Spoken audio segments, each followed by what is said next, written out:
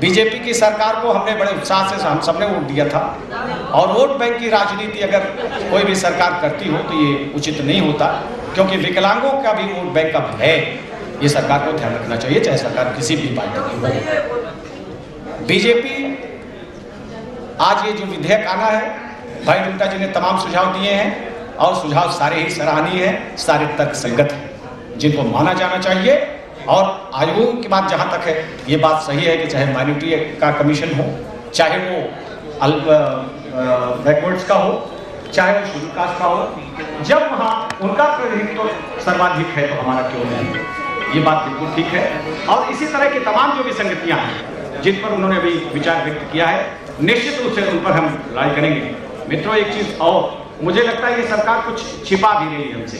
मैं रुंगटा जी को इस बारे में जरूर आगाह करना चाहता हूँ कि अभी परसों जो उत्तर प्रदेश के साथी हैं हमारे, वो समाचार सुनते हैं, न्यूज़ बुलेटिन सुनते हैं रेडियो का, उन्होंने सुना होगा गहलोत जी गए थे वहाँ, विकलांगों को कुछ बांटा है जो उपकरण होते हैं। उस समय उन्होंने ये तो जरूर कहा था कि एक कार्ड बनाया जाएगा दृष्टिहीनों के लिए, जो सीएमओ के कार्ड को खत्म करने के लिए पूरे देश में वही लागू होगा, वो एक कार्ड बनेगा स्पेशल। तो वो तो ठीक था, ये सब सही है, लेकिन एक चीज उन्होंने कही थी जिसका लगातार हम विरोध करते आ रहे हैं, राष्ट्रीय दृष्टिहीन संघ कभी भी उसका हामी नहीं रहा है। वो चीज ये है कि उन्होंने ये कहा कि जो विकलांगता का प्रतिशत जो 40% से शुरू होता है, वो कहते हैं हम इसके घटाकर 25% कर देंगे। निश्चित रूप से राष्ट्रीय दृष्टिहीन संघ पूरी ताकत के साथ उसका विरोध करेगा, क्योंकि आज जब 40% की अनिवार्यता है, उस समय आप उत्तर प्रदेश या जैसे अन्य प्रदेशों में भी देख रहे होंगे, बाइक चलाने वाला भी नौकरी कर रहा है दृष्टिहीन के नाम पर। हम ये कतई इसको बर्दाश्त नहीं करेंगे, और ये परसेंटेज अगर घटा दिया गया तो निश्चित रूप से सारे दृष्टिवान लोग जाके दृष्टिहीनों के नाम पर नौकरी करेंगे। तो हम कभी भी अपने अधिकारों को छोड़ने के लिए तैयार नहीं होंगे, चाहे उसके लिए हमें सड़कों पर खून ही फिर से क्यों ना बहे। तो मित्रों, मैं बस और आगे कुछ कहने से पहले इतना जरूर, जो हमारे युवा साथी हैं, जो हमारी युवा बहनें हैं, उन सभी को और आपकी सामर्थ्य से हमें सामर्थ्य मिलती रहे, क्योंकि ना मुझ में चांद है, न तारे हैं, न फूल है, न मुझ में चांद है, न तारे हैं, न फूल है, न जुगनू है, मुझ में तेरा प्यार ही जगमगाता है, मुझ में तेरा प्यार ही जगमगाता है। अब मैं बहुत ही आदर के साथ आमंत्रित करती हूँ अपने बहुत ही कर्मठ साथी को, जो हरियाणा से ताल्लुक रखते हैं, जागीराम जी को।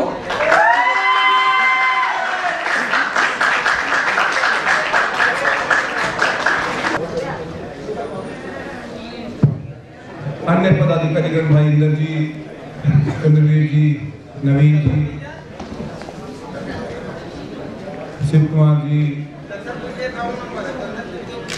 सुधांशु मंडल जी, राजीव कटोच जी, और भी किसी का नाम छूट गया तो माफ कर दीजिएगा, क्योंकि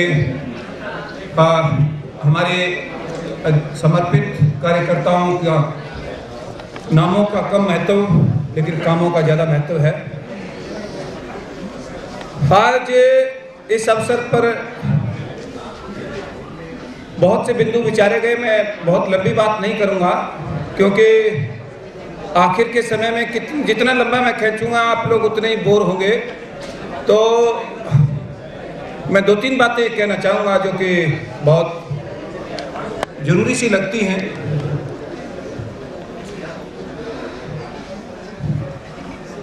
कि कोई भी समाज उस समय तक उन्नति नहीं कर सकता जब तक उसमें एकता ना हो, और एकता के लिए जैसा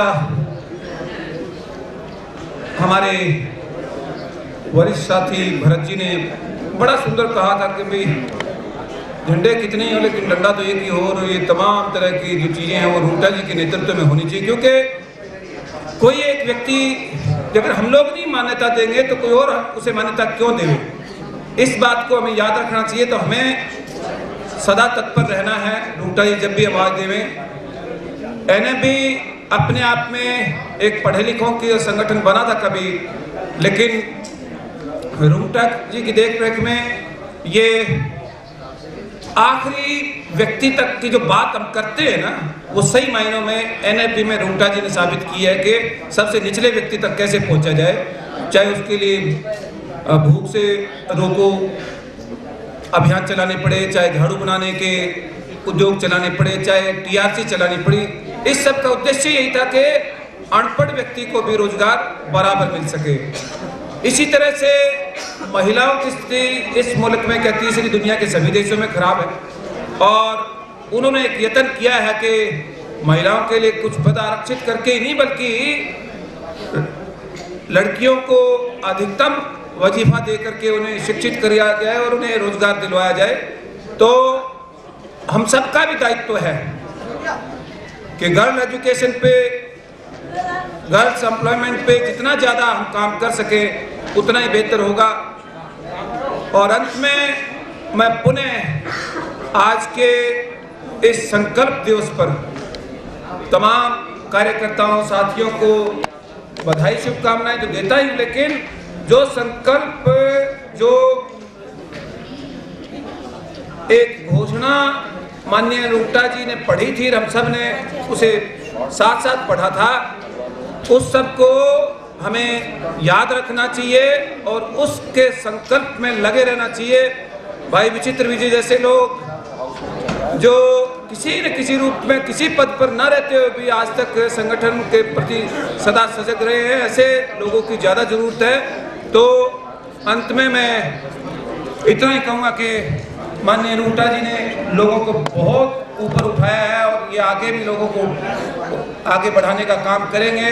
उन्हें आप लोगों को बहुत बधाई, धन्यवाद। जय हिंद, जय NFB।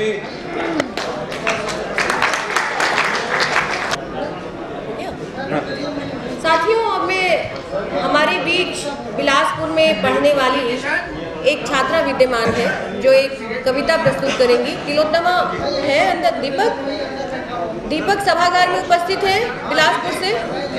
तिलोत्तमा को ले आइए प्लीज। प्रस्तुत शब्द चित्र श्री संतोष कुमार रुंगटा पर आधारित है, जो भारत के ही नहीं पूरे विश्व के विकलांग समाज के नेता हैं। इस शब्द चित्र की रचना डॉक्टर कुसुमलता जी ने 17 मई सन 2014 को की, उनके जन्मदिन के उपलक्ष्य में की और तथा उसका पारायण 24 मई सन 2014 को स्वयं डॉक्टर कुसुमलता मलिक ने किया। तो प्रस्तुत है श्री रुंगटा पर आधारित शब्द चित्र इनकलाबी सरदार। जुल्म देख बेगुनाहों पर इनकलाबी सरदार हो गया, वक्त का करते करते सामना ऐतिहासिक किरदार हो गया। अद्भुत सिपह सालार है, बहुत तेज रफ्तार है, अन्याय के विरोध में खूंखार हुंकार है, खाए सीने पर जख्म हमेशा दूधारी तलवार है। उसका अनुभव खटी दिवाई, जानी उसने पीर पर आई। नीचा ऊंचा छोटा बड़ा, खासो आम सब एक रहे हैं। एक प्यास है सबके मन में, समभाव से देख रहे हैं। भेदभाव से वो बहुत परे हैं, नजर निराली उसकी यारों, खोटे सिक्के भी खरे हैं। सम्यक दृष्टि सम बंटवारा, समझाते समझाते सबको युग की वह पतवार हो गया। वक्त का करते करते सामना ऐतिहासिक किरदार हो गया। पद पैसा और सत्ताधारी, उसकी कभी नहीं लाचारी। बिन संसाधन के भी उसने वृहद NFB तंत्र बनाया। खोल शाखा प्रशाखा भारत में, नई सुबह उबर ले आया। देख विश्व की तीव्र गति को, दृष्टिबाधित प्रिय स्वजन को स्वावलंबन का पाठ पढ़ाया। स्वयं तुम ही हो अपना संबंध समझा संघर्ष योग्य बना। आओ पीछे तुम सब मेरे, मैं चलता हूँ आगे आगे। देखो जीत हमारी होगी, कदम न कोई पीछे भागे। दृष्टिहीन की दृष्टि नेक हो, समस्याओं के सुलझे धागे। हक की सबके की लड़ाई, बचपन से यह अलख जगाई। कानूनी संरक्षक बनकर दृढ़ व्रत का विस्तार हो गया। जुल्म देख बेगुनाहों पर इनकलाबी सरदार हो गया। वक्त का करते करते सामना ऐतिहासिक किरदार हो गया। सबके साथ की आस रही है, कुंठाओं का दास नहीं है। बुझी बुझी अनबुझी सी मन में जनगण मन की प्यास रही है। सबके पांव तले जमी हो, सबके सर पर छत बनी हो। हक की रोटी स्वाद सनी हो, दृष्टि बाधा बने न बाधा। इस विश्वास की ज्योति घनी हो, उसकी इस हफ्त की जिद तो लगती हमें बहुत प्यारी है। एक किरण औदार की वह अंधकार पर बहुत भारी है। नई नस्ल की बीज बोकर फिर उनका संरक्षक होकर समस्त दृष्टि बाधित जगत के सपनों का पहरेदार हो गया। जुल्म देख बेगुनाहों पर इनकलाबी सरदार हो गया। वक्त का करते करते सामना ऐतिहासिक किरदार हो गया। ऐतिहासिक किरदार हो गया। मैं अपनी कुछ पंक्तियों के द्वारा उसे बयां करूंगी। जिंदगी है तो ख्वाब है, ख्वाब है तो मंजिलें हैं, मंजिलें हैं तो फासले हैं, फासले हैं तो रास्ते हैं, रास्ते हैं तो मुश्किलें हैं, मुश्किलें हैं तो हौसले हैं, हौसले हैं तो विश्वास है, और विश्वास है तो जीत है। धन्यवाद। आपके द्वारा महिला विंग बनाने के कारण कितना उत्साह नजर आ रहा है। ये आपकी जीत है, सचमुच ये एनएफबी की जीत है। अब मैं इंदर सिंह जी को आमंत्रित करती हूँ कि वो 2 शब्द कहे। भाई दूसरी पारी खेलने का फिर मौका मिला है। जल्दी खेलना। धन्यवाद धन्यवाद। नहीं, हम तेजी खेलते हैं मित्र। तो तेज खेलने वाले लोग जल्दी खेला करते हैं, जल्दी आउट हो जाते हैं। सर्वप्रथम आदरणीय महासचिव महोदय डॉक्टर कुसुमलता मलिक जी, अन्य पदाधिकारीगण, राष्ट्रीय कार्यकारिणी सदस्यगण, प्रदेशों के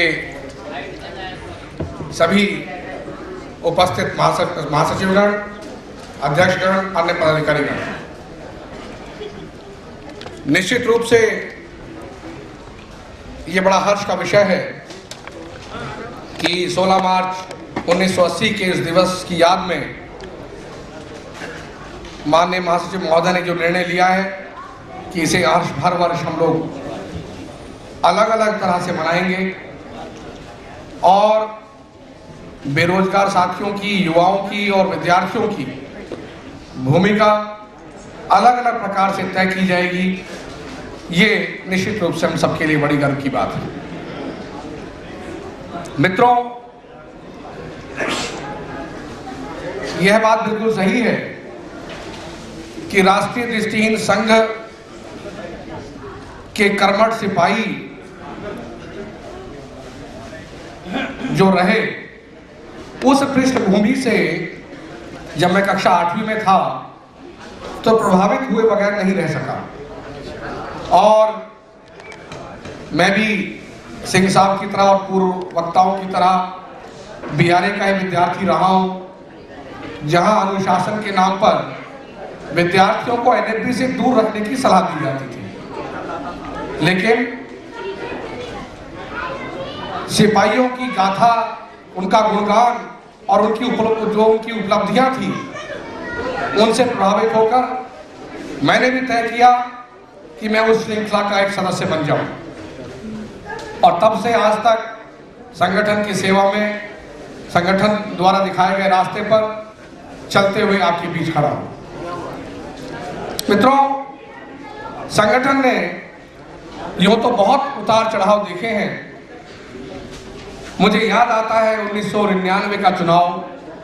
लोकतंत्र में अटूट विश्वास रखने वाले महासचिव रुंगटा जी ने हमेशा से चुनावों के माध्यम से संगठन की टीम कौन सी हो, कैसी हो, की परंपरा पर चलना उचित समझा। और 99 का जो चुनाव था, उस वक्त इलाहाबाद में बहुत सारी समस्याएं आई, बहुत कुछ हुआ, लेकिन अंत में विजय लोकतंत्र की हुई और रुंगटा जी पुनः 99 महासचिव के पद पर विजयी हुए। ये लोकतंत्र की भी जीत थी और ये जीत उन उम्मीदों की जीत थी जो अधिकारों की लड़ाई को आगे बढ़ाए रखना चाहती है। वहां से चलते हुए उस संगठन ने जिस वक्त उसके पास धन का अभाव था, ये विचार बनाया गया रुंगटा जी द्वारा, ये चिंतन हुआ कि आर्थिक रूप से भी अब संगठन को मजबूत करना इसलिए जरूरी है कि अब लड़ाई का स्वरूप बदल रहा है। आज के इस ऐतिहासिक अवसर पे कुछ आवश्यक अनुभव सुनने को मिले और वो सुन के मैं हमेशा से ऐसे अनुभवों को सुनने का इच्छुक रहा हूं और उनको सुन के रोमांचित भी होता हूं। और ये बात शुरू में ही कही, मैं जितना जो कुछ भी बोलूँगा, आदमी अपनी बुद्धि से ज़्यादा कुछ बोल नहीं पाता है और मैंने जो कुछ मेरे अंदर है सब कुछ मैं कह चुका हूँ, तो जो कुछ भी मैं कहूँगा वो पुनरावृत्ति ही होगी। लेकिन फिर भी ये मेरा सौभाग्य है कि इस मंच पे ऐसे लोगों ने वक्तव्य दिया है जिन लोगों ने राष्ट्रीय दृष्टिहीन संघ को विचारधारा बनाने का कार्य किया है। उससे पहले राष्ट्रीय दृष्टिहीन संघ विचारधारा नहीं था।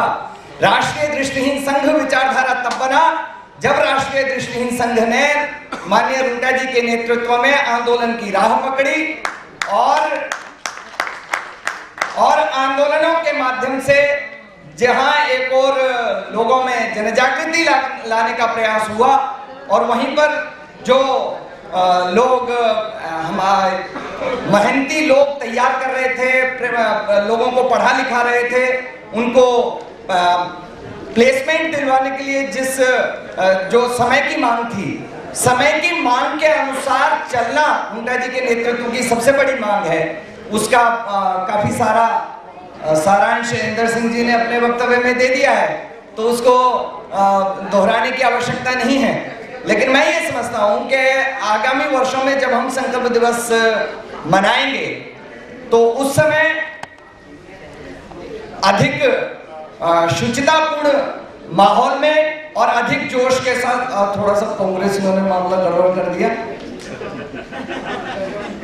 अगली बार और थोड़ा सा उसको अच्छे से करेंगे और ताकि आज ये बात मैं मानता हूँ, संभवतः कितने छात्र हैं मुझे मालूम नहीं है, बहुत अच्छे अच्छे छात्र मेहनती लोग जुड़े हैं संगठन में।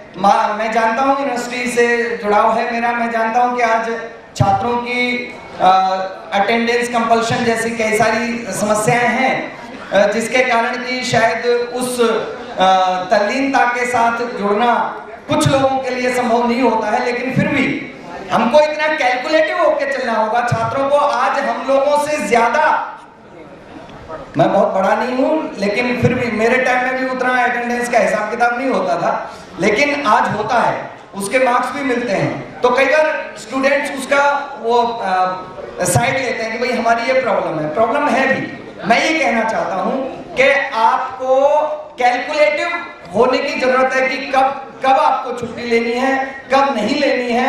एक मेरे अध्यापक ने बार बार मुझे कहा कि मैं सोने के लिए छुट्टी नहीं दे सकता। आप मेरी क्लास छोड़ के रचनात्मक कार्य करो, किसी सेमिनार में जाओ, किसी आंदोलन में जाओ, मैं अटेंडेंस दूंगा। और उन्होंने प्रमाण बताया। मुन्नूलाल मिश्रा जी को आप जानते होंगे। मुन्नूलाल मिश्रा जी स्टीफंस में मुझसे पहले के छात्र थे। तब उन्होंने बताया कि वो संस्कृत पढ़ता था, वो छुट्टी कर लेता था। अगले दिन आकर वो बताता, मैं पूछता था भाई छुट्टी क्यों की, स्टीफंस में थोड़ी टाइटनेस थी। तो वो कहता था सर कल मैं पीएम हाउस पे रैली में था। तो सच कह रहे हो? बोले प्रमाण के लिए आप हॉस्टल में पता कर सकते हैं। तो वो कहते थे लो फिर मैं आज के बाद एक अटेंडेंस आज दे रहा हूं, एक अटेंडेंस इसके बाद दूंगा।